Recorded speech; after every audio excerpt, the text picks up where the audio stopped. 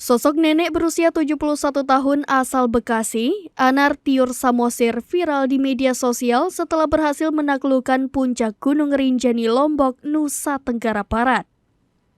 Usia bukan menjadi penghalang bagi Anartiur Samosir untuk menaklukkan gunung setinggi 3.726 meter di atas permukaan laut itu. Dilansir dari Antara, Anartiur Samosir mendaki Gunung Rinjani sejak 18 Juni 2023.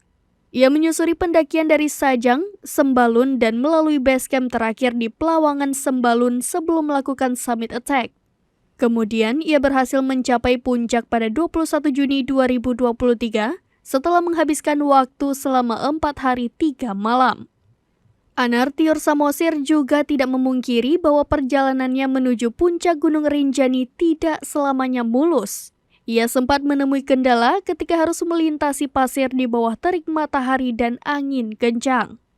Menurut Anartiur Samosir, persiapan untuk mendaki Gunung Rinjani ini selama 2 bulan bersama kedua putranya, menantu, serta 2 cucunya.